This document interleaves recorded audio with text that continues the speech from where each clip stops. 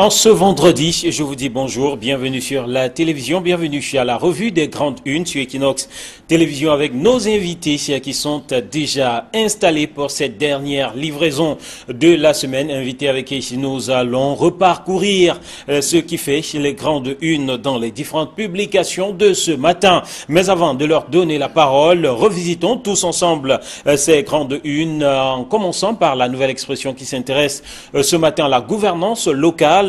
Et il y a 8 mesures pour booster la décentralisation, les 8 mesures qui font partie des propositions qu'un expert en décentralisation fait au nouveau ministre de la décentralisation au moment où les nouveaux sénateurs censés représenter les collectivités territoriales décentralisées vont prendre fonction. À la haute chambre du Parlement camerounais, Barthélemy Comme-Tuenti, à qui le journal donne la parole ce matin, apprécie donc la mise en place d'un nouveau ministère de la décentralisation, mais aussi estime qu'il faudrait que les sénateurs prennent à bras le corps ou comprennent l'entièreté de leurs responsabilités dans la défense des intérêts des collectivités territoriales décentralisées, ce qui est véritablement de leur rôle. Le journal parle aussi de l'Ouest Cameroun et de l'image dégradée des chefs traditionnels. De ce côté-là, des chefs traditionnels de plus en plus enclins à se jeter en politique, la tendance à accorder aux gardiens des valeurs ancestrales certains avantages dans la politique n'est pas sans conséquences dommageables, selon le journal La Nouvelle Expression, sur leur relation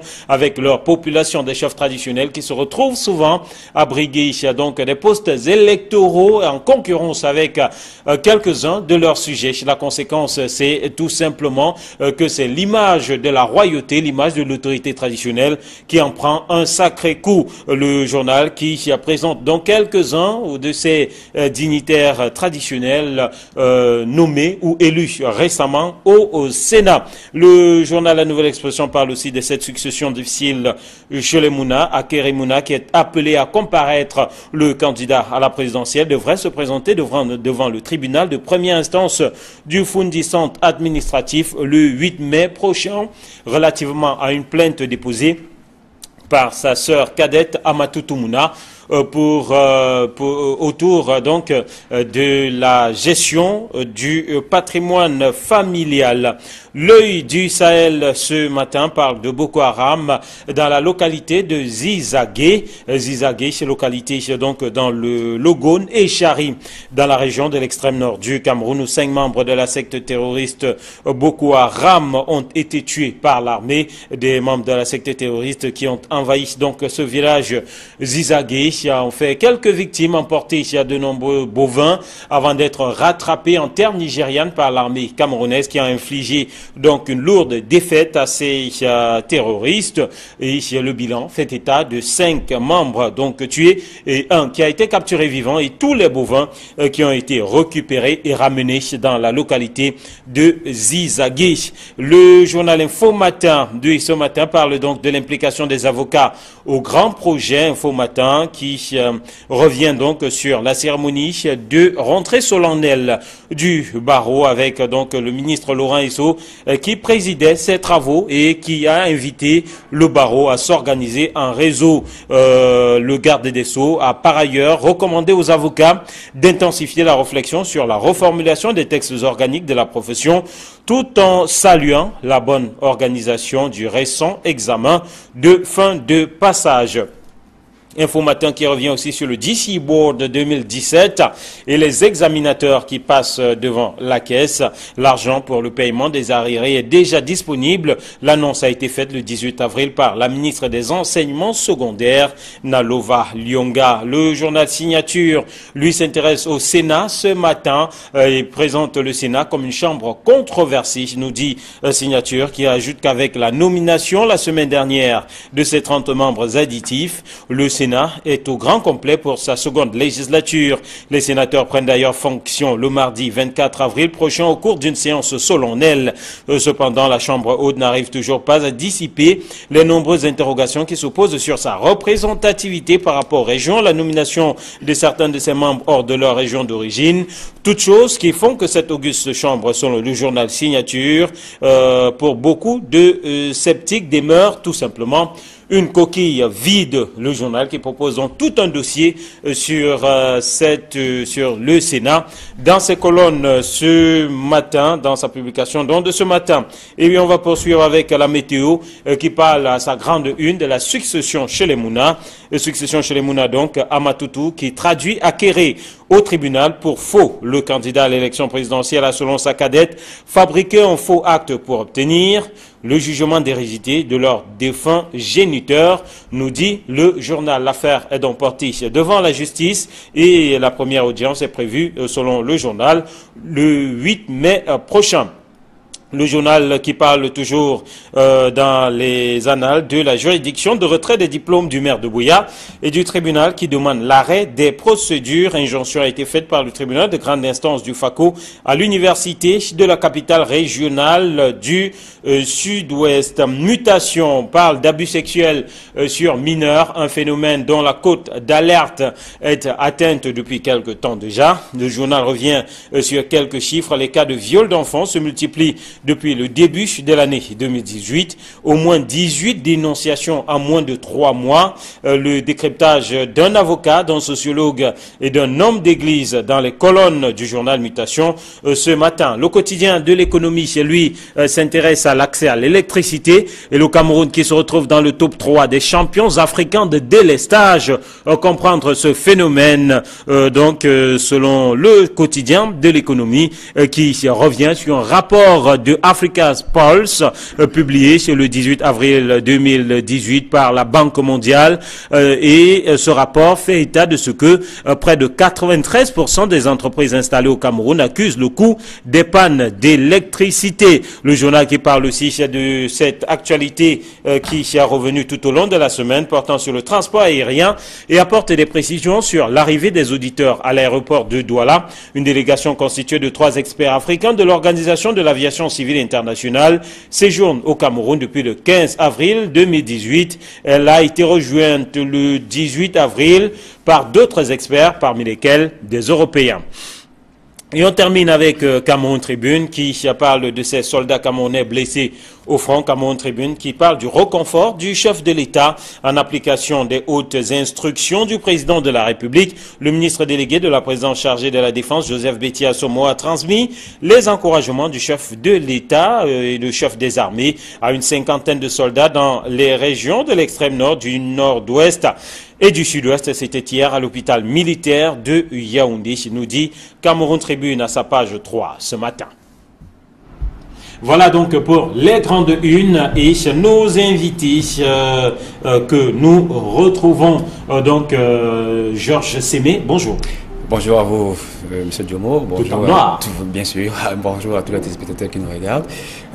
Vous faites bien de le signaler. C'est un vendredi assez lourd et triste pour la communauté des journalistes parce que c'est aujourd'hui qu'il y a la levée de corps d'abord notre conseil du quotidien Le Jour, Poincier Maïnga, et au même moment il y aura une autre levée de corps qui concerne l'épouse de notre confrère Frédéric Moutomé de LTM Télévision. Donc c'est un vendredi assez exceptionnel pour la presse parce que nous devons certainement conduire ces deux confrères, les soutenir et puis les accompagner dans cette épreuve difficile qu'ils vivent en ce moment.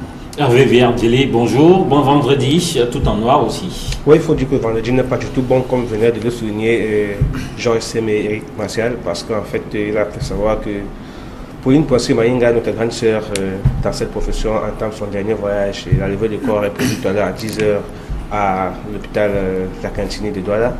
Et vraiment, il faut dire que c'est l'âme en peine que nous allons passer ce vendredi parce qu'il faudra la conduire à Macondo demain pour l'enterrement. Et de l'autre côté, je crois que c'est le côté hôpital La Luchem que nous avons également accompagné notre frère, notre collègue Moutomé, qui a perdu sa femme il y a environ 3 semaines. Vous comprenez que c'est vraiment difficile pour nous et on est obligé de partager, de porter le deuil. Voilà, c'est bien triste. La presse camerounaise qui porte le deuil.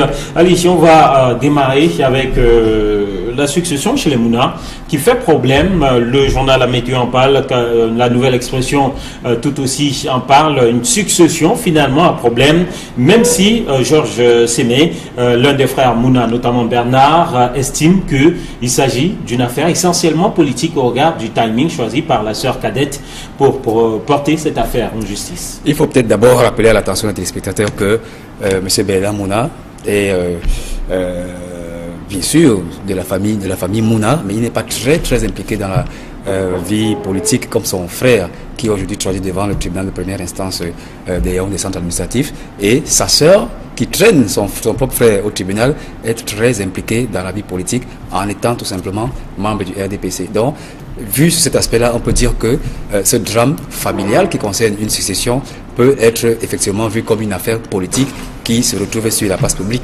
Mais je pense d'abord qu'elle a une signification familiale, c'est-à-dire la dispute autour de l'héritage de l'ancien président de l'Assemblée nationale, M. Salomon Tamdemouna, un héritage qui n'a pas été bien géré, son processus n'a pas été bien géré, à telle enseigne qu'aujourd'hui on se retrouve à ce que ses fils, des politiques ou alors des avocats se livrent à des batailles juridiques sous fond politique. Donc je crois que c'est une affaire extrêmement grave qui a d'abord des causes familiales, mais malheureusement comme ce sont de fortes personnalités publiques, ça se retrouve soit dans les journaux ou alors devant les tribunaux. Voilà. Et comme l'affaire est devant les tribunaux, je crois qu'il est extrêmement difficile pour nous de la commenter, et on laissera simplement le soin aux magistrats de trancher. Voilà, on reste sur le timing tel que brandi ou mis en avant par l'un des frères Mouna, Bernard. Le timing le choix de ce timing, Hervé Viard, est-il anodin selon vous? Non, pas du tout anodin, parce qu'on essaie de faire une analyse du contexte politique. On pense qu'au moment où Akere Mouna en train de battre campagne pour pouvoir accéder au poste du chef président de la République du Cameroun, que l'affaire rebondit. Pourtant, quand vous constatez l'objet même de la procédure du juge, l'objet de la plainte, c'est qu'il y aurait une fois en écriture, il faut qu'il aurait modifié certains actes pour pouvoir se prévaloir. Avec imitation des signatures. Avec imitation des signatures pour pouvoir se prévaloir. Le gestionnaire, le titre de gestionnaire est bien. Donc je pense que si c'est une affaire certainement qui ne date pas d'aujourd'hui.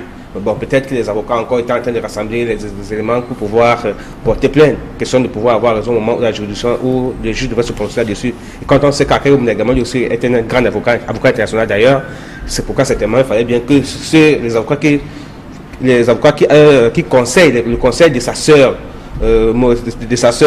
également puisse rassembler suffisamment de preuves pour pouvoir démontrer un baron du barreau qu'il est. Donc je pense qu'on peut également faire des analyses de ces deux côtés, sauf que ne pourrait pas ignorer l'aspect politique, parce que c'est à ce moment précis que Akere Mouna est en train de vouloir gagner le terrain en faisant le tour du Cameroun qu'il a commencé. Je suis certain qu'il a commencé le processus de tour. Il se trouve actuellement du côté de Londres dans le cadre du sommet du Commonwealth. Voilà, donc vous comprenez que ce n'est pas anodin dans tous les cas, et ce sera également faux de penser que c'est une manière de pouvoir le déstabiliser, sauf qu'on ne pourrait pas ignorer le fait que c'est un problème familial, comme soulignait Georges Sémé, et que certainement il faudrait bien qu'il filme le calumet de la paix pour que la sérénité puisse être consommée. Est-ce que cela pourrait avoir un impact du Georges Sémé sur la campagne de Akere Mouna dans le cadre des présidentielles à venir au Cameroun?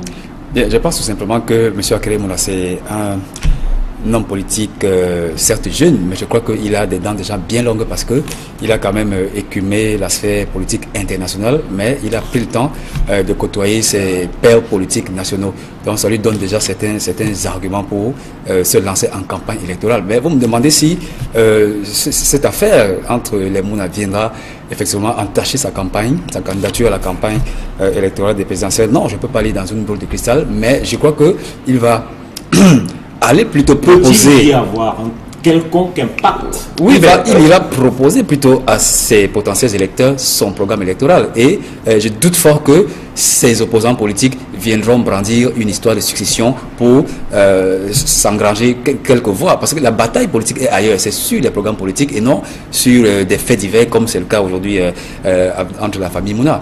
Tout à l'heure, mon confrère a relevé un chef d'accusation qui portait sur le faux et usage de faux en écriture privée et de commerce. Il n'y a pas que ça. Il y a également la dissimulation des procédures et des déclarations mensongères. Ce sont des faits extrêmement graves qui relèvent, selon moi, d'une affaire familiale, mais qui n'auront pas un certain impact politique, soit sur Akere Mouna ou alors sur Amatou Toumouna, si elle veut bien être candidate à une élection, soit législative ou municipale. Donc, on regarde plutôt leur programme qu'ils vont proposer aux électeurs et non un fait divers qui n'intéresse que, franchement, que leur famille et pas les électeurs. Oui, il faut répondre en disant que, bon, c'est vrai quand même que quand on essaie de regarder les campagnes présidentielles dans d'autres pays, ça dit qu'en Hexagone et autres, on constate justement que les faits divers sont les éléments qui sont pris, qui sont brandis à la face du monde justement pour faire une contre-campagne contre le candidat ou bien contre son adversaire. C'est vrai quand même que c'est le programme politique qui est celui qui devrait être voté par les candidats. Ben maintenant, vous savez que quand on va dans une bataille, on utilise tous les armes qu'on a, simplement pour déstabiliser l'adversaire. Donc, certainement que les adversaires aux élections présidentielles ne manqueraient pas certainement de prendre cela comme pour prouver sa mauvaise foi pendant qu'il est en train de vouloir gérer un pays. On pourra par exemple dire qu'on pourra traiter de malfrat, du moins, entre guillemets, du moins de quelqu'un qui n'a pas de malhonnête, qui n'a pas une bonne foi. Donc, tout ce qu'il est en train de proposer aux Camerounais, par exemple, serait en train de faire une fausse promesse dans la mesure où, s'il est déjà à mesure, c'est dans le cadre familial, de pouvoir faire des choses, imaginez-vous ce qu'il pourra faire sur le plan national. Je pense que ça relèvera de la lâcheté politique. Oui, on dit bien la même chose. On dit la même chose. Mais je crois que ce qui devrait plutôt convaincre les électeurs, c'est les programmes politiques présentés par les autres candidats. Quand on sait que quand on va campagne, la loyauté n'est pas certainement la chose la plus partagée par les différents candidats parce que chacun aspire à ce poste. Et beaucoup utilisent des moyens non conventionnels parfois pour y parvenir. Donc, mais sauf que on sait quand même que c'est un mastodonte sur le plan juridique. Il aura certainement les armes pour pouvoir se défendre et prouver une fois de plus sa bonne foi et faire comprendre aux autres que s'il a bien géré les affaires familiales, ce ne sont pas les affaires nationales qui vont dépasser. En tout cas, c'est Amatou Toumouna et ses conseils contre deux anciens bâtonniers. Bernard Mouna et bien sûr Akere Mouna. C'est une affaire à suivre. On va poursuivre avec les questions de décentralisation, la une ce matin de la Nouvelle Expression, et la parole qui est donnée ici à cet expert en question de décentralisation, Barthélémy Komtuenté, qui propose 8 mesures pour booster la décentralisation, partant du constat ou du postulat selon lequel la décentralisation est en mal dans notre pays, lui qui estime que les sénateurs devraient véritablement prendre le pouvoir qui est le leur et bien entendu jouer le rôle qui est le leur, c'est-à-dire protéger ou œuvrer pour le développement des collectivités territoriales décentralisées. Georges Sémé, ça signifie que pour la première mandature de ce Sénat, cela n'a pas été le cas. C'est le constat que fait aussi Barthélémy Komtuenté. Je crois qu'avec l'éclatement du ministère de l'administration territoriale et de la décentralisation, la question de la décentralisation se pose encore plus avec acuité. On a souvent eu à dire que c'était un processus qui n'a pas du tout réussi au Cameroun, parce que jusqu'aujourd'hui, un processus qui a commencé quand même depuis 1996, et aujourd'hui on en est à moins de 1000 compétences qui ont été transférées, et je crois qu'en termes de financement, c'est autour de 500 milliards de francs CFA. Je pense que c'est assez maigre quand même pour un processus qui a commencé il y a des années, et c'est tout à fait logiquement que cet expert, qui est expert en génie civil mais aussi spécialiste sur les questions de décentralisation, veulent aujourd'hui mettre ces solutions sur le devant de la scène afin de booster ce processus qui est un peu, comme tout le monde sait, mis à mal. Et c'est la raison pour laquelle le président de la République, le 2 mars 2018, a bien voulu créer un ministère uniquement consacré à la chose de la décentralisation. Et il a demandé qu'il attend des propositions pour que ce processus soit véritablement accéléré. Il a proposé quelques solutions, comme le parachèvement de la publication des règles qui encadrent de la décentralisation. Il a proposé également le désengagement total de l'État. Je pense que ces mesures viennent se rallonger sur les mesures qui avaient déjà été proposées, soit par des politiques ou alors par d'autres experts comme lui. Mais nous savons que le véritable problème de la mise sur pied de la décentralisation, c'est un problème structurel, parce que l'État du Cameroun reste un État fortement centralisé, voilà, et que le transfert de compétences parfois n'est pas suivi du transfert des ressources financières, et soit on transfère les ressources financières, on ne transfère pas les compétences. Donc un transfert de compétences à pas de tortue, effectivement. Des mesures qui sont proposées. Est-ce que finalement le problème, ce sont ces mesures et ce sont l'absence de mesures, ou alors la volonté politique qu'il devrait avoir dans l'application de ces mesures et même l'application des textes liés à la décentralisation? Il faut dire que de manière objective, on va comprendre que c'est un problème du transfert des compétences. Parce qu'en fait, on va comprendre que c'est un problème politique parce que ceux qui gèrent le gouvernement central aujourd'hui, c'est-à-dire que je ne voudrais pas parler du gouvernement fédéral, de la République du Cameroun aujourd'hui ne voudrait pas justement, non pas cette volonté. Parce qu'à côté de tous les textes qui sont signés, on signalait la décentralisation qui a commencé depuis 1996. Ici, 1996 aujourd'hui, c'est plus une vingtaine d'années d'ailleurs. Ça veut dire que si on avait bien voulu que le processus arrive à son terme, on aurait bien parachevé depuis longtemps. Sauf que quand bien on a décentralisé, avec les différents ministères qui ont des délégations partout, je pense que tout est parti de là. La logique n'est pas fausse parce que vous avez des ministères au Cameroun qui ont des démembrements partout. Sauf qu'au niveau du transfert des pouvoirs et des compétences, ce n'est pas toujours ça. On voit toujours encore des ministres venir dans des régions inaugurer des choses alors qu'il y a des démembrements là-bas. Le délégué régional représente suffisamment le ministre son ministre digital à ce niveau-là. Or, il y a encore un problème de pouvoir. Il faut tout centraliser. C'est ça qu'il s'agit. Il faudrait certainement que les pouvoirs soient décentralisés et que les gens comprennent qu'en réalité, pour que la décentralisation puisse être efficace, il faudrait bien que le pouvoir qui accompagne les différentes délégations puisse être réel et total. Sinon, on n'aura pas toujours, ceux qui sont là n'auront pas la latitude de pouvoir engager, de pouvoir innover, de pouvoir créer. Il faudrait toujours attendre que l'ordre vienne d'ailleurs. Alors que quand c'est qu'on est autonome et qu'on doit prendre les initiatives, on est à même de pouvoir créer, certainement, la chose va te mettre sur pied. Donc, du coup, c'est là où le bas blesse jusqu'à présent. Je pense qu'avec le ministère de la décentralisation qui a été créé, il faut effectivement qu'il y ait délégation totale des pouvoirs et des moyens d'accompagnement. Voilà, on est dans le il faut. Que peut ce ministère l'expert, lui, se projette sur la réelle volonté. Au cas où il y aurait une réelle volonté, on peut arriver à quelque chose, mais véritablement, est-ce que vous pensez, comme lui, que ce ministère est la bienvenue et peut apporter en plus un coup de boost dans la décentralisation, l'effectivité de la décentralisation?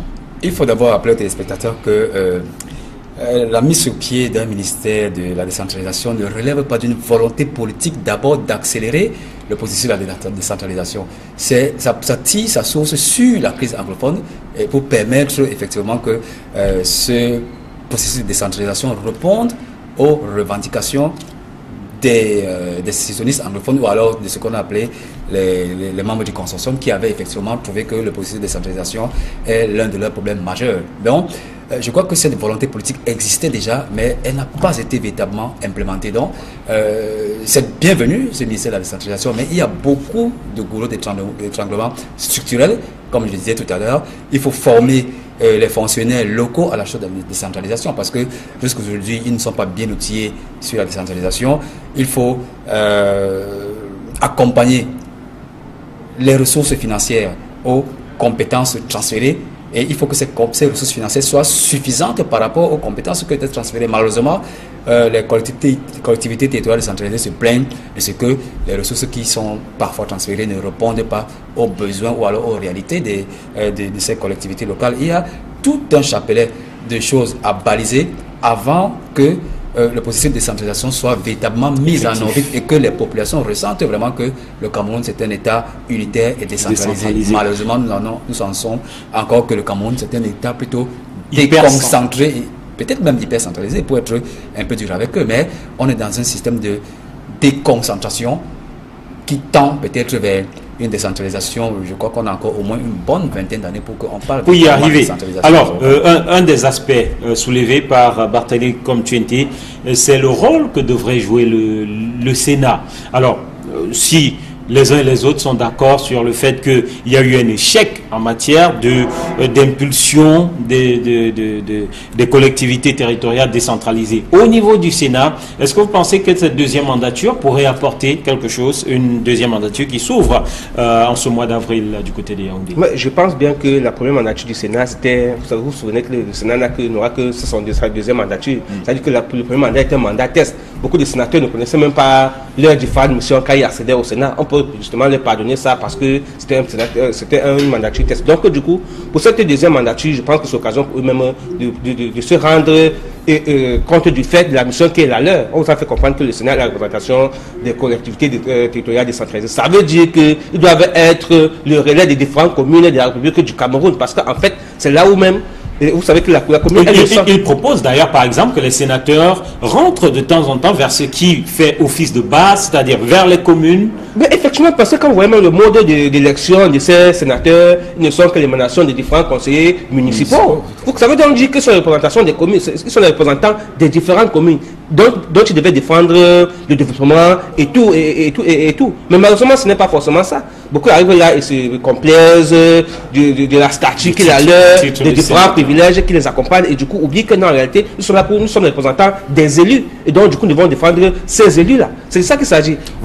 Justement, et c'est là où le bas blesse également parce que on sait que les collectivités territoriales décentralisées sont les éléments importants pour la décentralisation dont nous parlions tout à l'heure. Et du coup, si on ne s'appuie pas sur ces communes-là pour pouvoir accélérer ce processus-là, parce qu'il faut rappeler que le ministère n'est que là pour accompagner et pour s'assurer que le processus est en train de se mettre réellement sur pied et que la décentralisation pourra atteindre l'objectif visé. Parce qu'il faudrait que les gens puissent être à mesure de s'auto-gérer, d'être autosuffisants et que les moyens qu'on leur donnera puissent ce soit utilisé de manière rationnelle. Donc c'est d'où intervient également le Sénat à ce niveau parce que l'un n'ira pas sans l'autre. Donc les sénateurs une réelle mission, une très réelle mission importante parce que pour cette deuxième mandature, il faut qu'ils prouvent qu'ils ne sont pas seulement une chambre de complaisance ou bien une chambre budgétivore. Vite, comme a dit un journal d'accord, ça pourrait être cette semaine. Une chambre budgétivore. Où on pense que l'argent dépensé pour le Sénat pourrait permettre de réaliser beaucoup d'autres projets. Alors qu'il faut qu'il soit utile effectivement pour cette Alors, très rapidement, en une seconde, on va sortir avec ce sujet qui revient depuis plusieurs semaines déjà, cette affaire de litige foncier du côté de Kribi et la nouvelle expression qui parle de la République à l'épreuve du tribalisme des autorités administratives qui sont coincées dans une affaire qu'elles ont négligée au départ, cette affaire de litige foncier. De ce côté-là, Georges Sémé, comment comprendre donc cette complaisance, un litige foncier où on assiste à des bagarres de rue, à des casses et consorts, et que les autorités n'arrivent pas à trancher? C'est en effet un drame juridico-tribaliste qu'on vit du côté de Kribi parce qu'on a parlé de mots très forts, Bamileke qui vient construire chez nous. Je crois que c'est extrêmement grave pour la cohésion nationale, extrêmement grave pour ce vivre ensemble qui est ce nouveau leitmotiv gouvernemental qui veut que, quelles que soient nos origines, qu'on puisse vivre dans un espace de façon sereine, mais malheureusement à Kribi, pour des intérêts assez égoïstes et parfois même dû au laxisme de certaines autorités. On en arrive, parle même de complicité du ministère de la corruption par là, on en arrive à ce que le tribalisme soit encore mis sur le devant de la scène avec des violences qu'on aurait pu éviter depuis. Alors, Hervé Viard, rapidement un mot sur ce sujet. Il faut dire que c'est regrettable, même si on va ignorer le tribalisme, ça fait partie des mots qui minent le Cameroun et qu'il faudrait justement que l'État se saisisse de cette histoire avec la plus grande fermeté pour que cela puisse disparaître parce qu'il faudrait bien ressentir Camerounais partout où on se trouve sur l'ensemble du territoire national. Voilà, merci Georges Sémé, merci Hervé Viard. Nous allons donc accompagner nos confrères frappés par le malheur en ce vendredi. Merci à vous qui êtes restés en notre compagnie, madame, monsieur. Lundi sera un autre jour et bien sûr nous serons là pour un autre numéro de la revue des grandes unes. Nous vous souhaitons de passer une très belle suite des programmes sur Equinox Télévision et surtout un très bon week-end.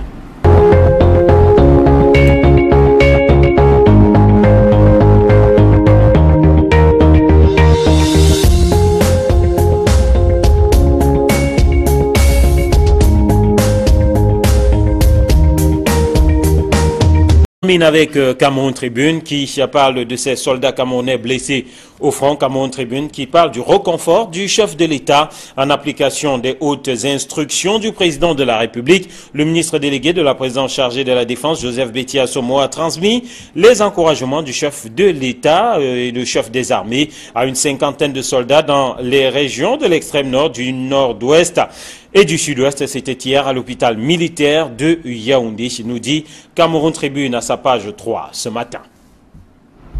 Voilà donc pour les grandes unes et nos invités que nous retrouvons. Donc Georges Sémé, bonjour.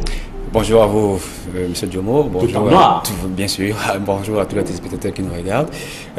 Vous faites bien de le signaler. C'est un vendredi assez lourd et triste pour la communauté des journalistes parce que c'est aujourd'hui qu'il y a la levée de corps d'abord notre conseil du quotidien Le Jour, Poincier Maïnga, et au même moment il y aura une autre levée de corps qui concerne l'épouse de notre confrère Frédéric Moutomé de LTM Télévision. Donc c'est un vendredi assez exceptionnel pour la presse parce que nous devons certainement conduire ces deux confrères les soutenir et puis les accompagner dans cette épreuve difficile qu'ils vivent en ce moment. Hervé Viardilé, bonjour, bon vendredi, tout en noir aussi. Oui, il faut dire que le vendredi n'est pas du tout bon, comme venait de le souligner Jean SM et Eric Martial, parce qu'en fait, il a fait savoir que Pauline Poissy-Maïnga, notre grande sœur dans cette profession, entame son dernier voyage. Et la levée de corps est prévue tout à l'heure à 10h à l'hôpital La Cantine de Douala.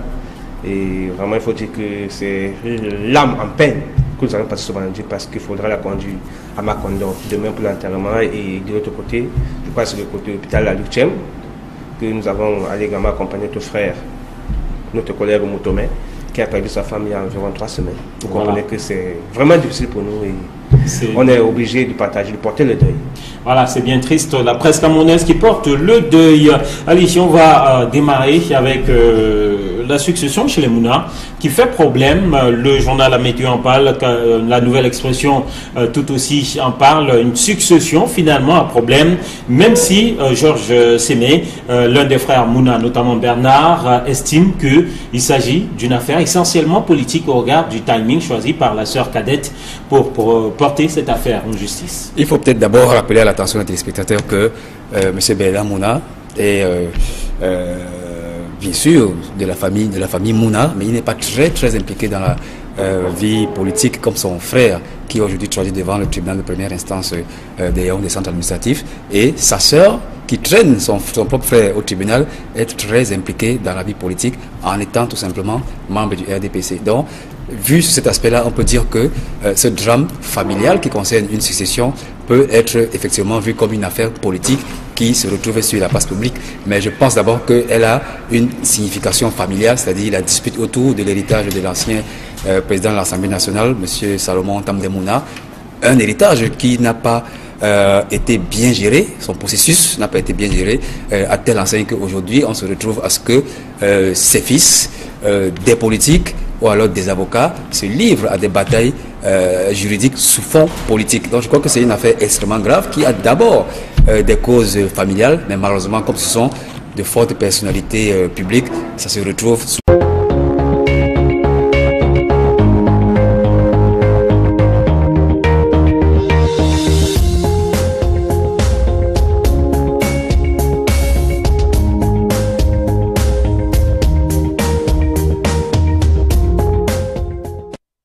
En ce vendredi, je vous dis bonjour, bienvenue sur la télévision, bienvenue à la revue des grandes unes sur Equinox Télévision avec nos invités qui sont déjà installés pour cette dernière livraison de la semaine. Invités avec qui nous allons reparcourir ce qui fait les grandes unes dans les différentes publications de ce matin. Mais avant de leur donner la parole, revisitons tous ensemble ces grandes unes en commençant par la Nouvelle Expression qui s'intéresse ce matin à la gouvernance locale.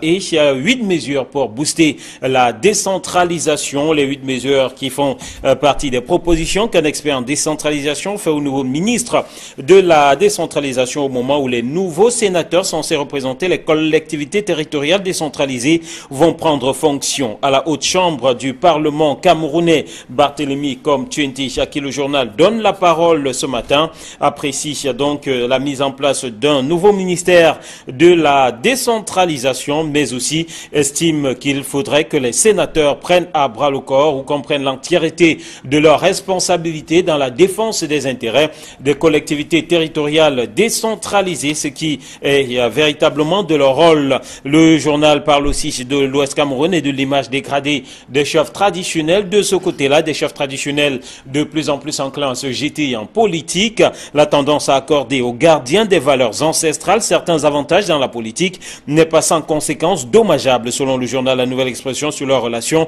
avec leur population des chefs traditionnels qui se retrouvent souvent à briguer donc des postes électoraux en concurrence avec quelques-uns de leurs sujets. La conséquence, c'est tout simplement que c'est l'image de la royauté, l'image de l'autorité traditionnelle qui en prend un sacré coup. Le journal qui présente donc quelques-uns de ces dignitaires traditionnels nommés ou élus récemment aux Sénat. Le journal La Nouvelle Expression parle aussi de cette succession difficile chez les Mouna. Akere Mouna, qui est appelé à comparaître, le candidat à la présidentielle, devrait se présenter devant le tribunal de première instance du Fundi Centre administratif le 8 mai prochain, relativement à une plainte déposée par sa sœur cadette Amatoutou Mouna autour donc de la gestion du patrimoine familial. L'œil du Sahel ce matin parle de Boko Haram dans la localité de Zizagé. Zizagé, c'est localité donc dans le Logone et Chari, dans la région de l'extrême nord du Cameroun, où 5 membres de la secte terroriste Boko Haram ont été tués par l'armée. Des membres de la secte terroriste qui ont envahi donc ce village Zizagé ont fait quelques victimes, emporté de nombreux bovins avant d'être rattrapés en terre nigériane par l'armée camerounaise, qui a infligé donc une lourde défaite à ces terroristes. Et le bilan fait état de 5 membres donc tués et 1 qui a été capturé vivant, et tous les bovins qui ont été récupérés et ramenés dans la localité de Zizagé. Le journal Info Matin de ce matin parle donc de l'implication des avocats au grand projet Info Matin, qui revient donc sur la cérémonie de rentrée solennelle. En disant que bon, c'est vrai quand même que quand on essaie de regarder les campagnes présidentielles dans d'autres pays, ça dit qu'en Hexagone et autres, on constate justement que les faits divers sont les éléments qui sont pris, qui sont brandis à la face du monde justement pour faire une contre-campagne contre le candidat ou bien contre son adversaire. C'est vrai quand même que c'est le programme politique qui est ce qui devrait être voté par les candidats. Ben maintenant, vous savez que quand on va dans une bataille, on utilise toutes les armes qu'on a, certainement pour déstabiliser l'adversaire. Donc certainement que les adversaires d'Akere Mouna aux élections présidentielles ne manqueraient pas certainement de brandir cela comme pour prouver sa mauvaise foi pendant qu'il est en train de vouloir gérer un pays. On pourra par exemple dire qu'on pourra le traiter de malfrat, du moins entre guillemets, du moins de quelqu'un qui n'a pas de malhonnête, qui n'a pas une bonne foi. Donc tout ce qu'il est en train de proposer aux Camerounais, par exemple, serait en train de faire une fausse promesse dans la mesure où s'il est déjà en mesure le cadre familial de pouvoir faire des choses. Imaginez-vous ce qu'il pourra faire sur le plan national. Je pense que ça relèvera de la lâcheté politique. Oui, on dit bien la même chose. On dit la même chose. Mais je crois que ce qui devrait plutôt convaincre les électeurs, c'est les programmes politiques présentés par les autres des candidats. Quand on sait que quand on va campagne, la loyauté n'est pas certainement la chose la plus partagée par les différents candidats, parce que chacun aspire à ce poste. Et beaucoup utilisent des moyens non conventionnels parfois pour y parvenir. Donc, mais sauf que on sait quand même que c'est un mastodonte sur le plan juridique. Il aura certainement les armes pour pouvoir se défendre et prouver une fois de plus sa bonne foi et faire comprendre aux autres que s'il a bien géré les affaires familiales, ce ne sont pas les affaires nationales qui vont dépasser. En tout cas, c'est Amatoutou Mouna et ses conseils contre deux anciens bâtonniers. Bernard Mouna et bien sûr Akere Mouna. C'est une affaire à suivre. On va poursuivre avec les questions de décentralisation, la une ce matin de la Nouvelle Expression, et la parole qui est donnée à cet expert en question de décentralisation, Barthélémy Komtuenté, qui propose 8 mesures pour booster la décentralisation, partant du constat ou du postulat selon lequel la décentralisation est en mal dans notre pays. Lui qui estime que les sénateurs devraient véritablement prendre le pouvoir qui est le leur et bien entendu jouer le rôle qui est le leur, c'est-à-dire protéger ou œuvrer pour le développement des collectivités territoriales décentralisées. Georges Sémé, ça signifie que pour la première mandature de ce Sénat, cela n'a pas été le cas. C'est le constat que fait aussi Barthélémy Komtuenté. Je crois qu'avec l'éclatement du ministère de l'administration territoriale et de la décentralisation, la question de la décentralisation se pose encore plus avec acuité. On a souvent eu à dire que c'était un processus qui n'a pas du tout réussi au Cameroun, parce que jusqu'aujourd'hui, un processus qui a commencé quand même depuis 1996, et aujourd'hui on en est à moins de 1000 compétences qui ont été transférées, et je crois qu'en termes de financement, c'est autour de 500 milliards de francs CFA. Je pense que c'est assez maigre quand même pour un processus qui a commencé il y a des années, et c'est tout à fait logiquement que cet expert, qui est expert en génie civil mais aussi spécialiste sur les questions de décentralisation, veulent aujourd'hui mettre ces solutions sur le devant de la scène afin de booster ce processus qui est un peu, comme tout le monde sait, mis à mal. Et c'est la raison pour laquelle le président de la République, le 2 mars 2018, a bien voulu créer un ministère uniquement consacré à la chose de la décentralisation. Et il a demandé qu'il attend des propositions pour que ce processus soit véritablement accéléré. Il a proposé quelques solutions, comme le parachèvement de la publication des règles qui encadrent de la décentralisation. Il a proposé également le désengagement total de l'État. Je pense que ces mesures viennent se rallonger sur les mesures qui avaient déjà été proposées, soit par des politiques ou alors par d'autres experts comme lui. Mais nous savons que le véritable problème du barreau avec donc le ministre Laurent Esso qui présidait ces travaux et qui a invité le barreau à s'organiser en réseau. Le garde des Sceaux a par ailleurs recommandé aux avocats d'intensifier la réflexion sur la reformulation des textes organiques de la profession tout en saluant la bonne organisation du récent examen de fin de passage. Info Matin qui revient aussi sur le DC Board 2017 et les examinateurs qui passent devant la caisse. L'argent pour le paiement des arriérés est déjà disponible. L'annonce a été faite le 18 avril par la ministre des Enseignements secondaires, Nalova Lyonga. Le journal Signature, lui, s'intéresse au Sénat ce matin et présente le Sénat comme une chambre controversée, nous dit Signature, qui ajoute qu'avec la nomination la semaine dernière de ses 30 membres additifs, le Sénat est au grand complet pour sa seconde législature. Les sénateurs prennent d'ailleurs fonction le mardi 24 avril prochain au cours d'une séance solennelle. Cependant, la Chambre haute n'arrive toujours pas à dissiper les nombreuses interrogations qui se posent sur sa représentativité par rapport aux régions, la nomination de certains de ses membres hors de leur région d'origine.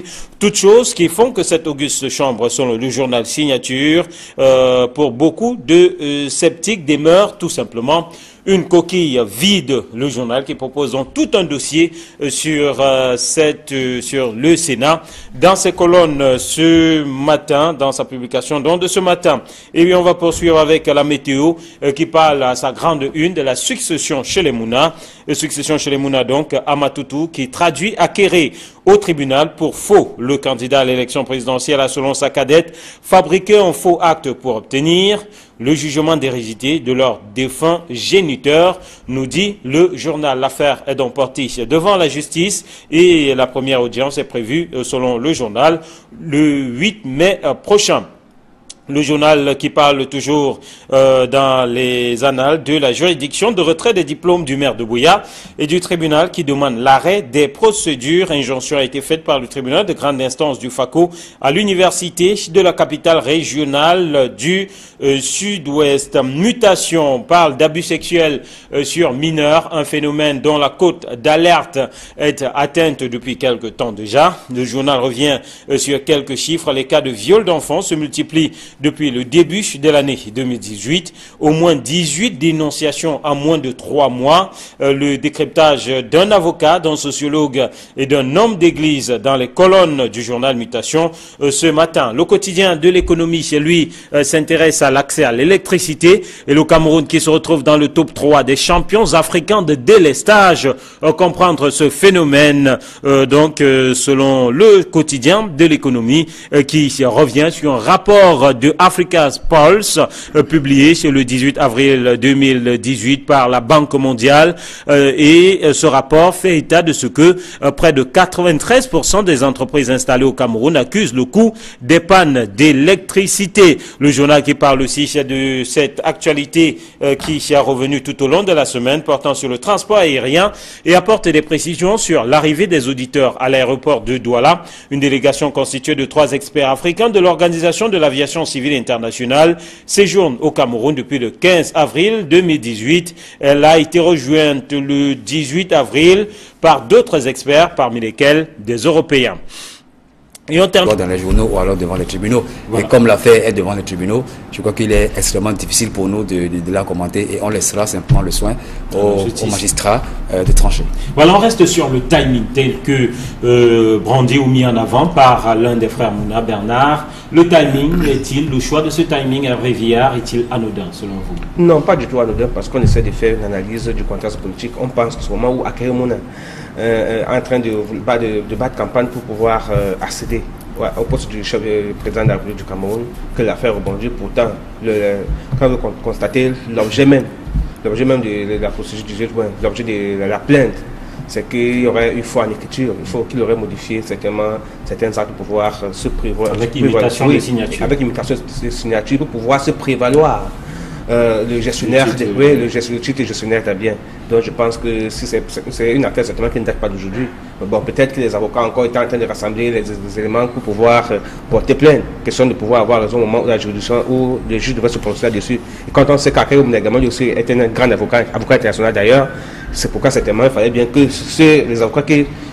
les avocats qui conseillent, le conseil de sa sœur,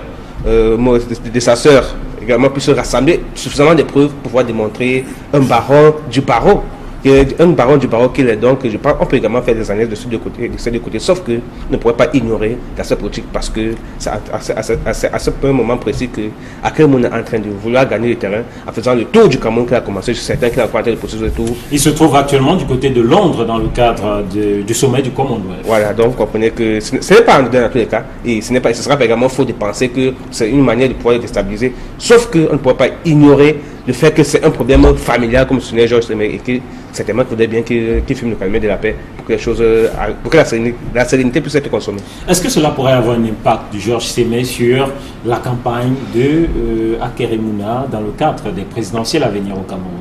Bien, je pense tout simplement que M. Akere Mouna c'est un homme politique certes jeune, mais je crois qu'il a des dents déjà bien longues parce qu'il a quand même écumé la sphère politique internationale, mais il a pris le temps de côtoyer ses pairs politiques nationaux.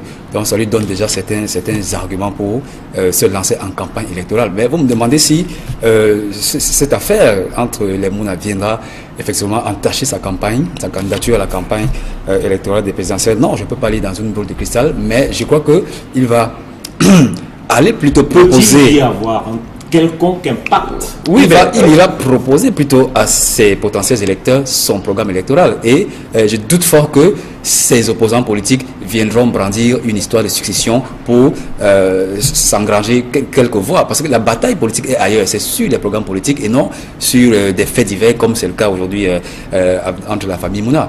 Tout à l'heure, mon confrère a relevé un chef d'accusation qui portait sur le faux et usage de faux en écriture privée et de commerce. Il n'y a pas que ça. Il y a également la dissimulation des procédures et des déclarations mensongères. Ce sont des faits extrêmement graves qui relèvent, selon moi, d'une affaire familiale, mais qui n'auront pas un certain impact politique, soit sur Akere Mouna ou alors sur Amatoutou Mouna, si elle veut bien être candidate à une élection, soit législative ou municipale. Donc, on regarde plutôt leur programme qu'ils vont proposer aux électeurs et non un fait divers qui n'intéresse que, franchement, que leur famille et pas les électeurs. Oui,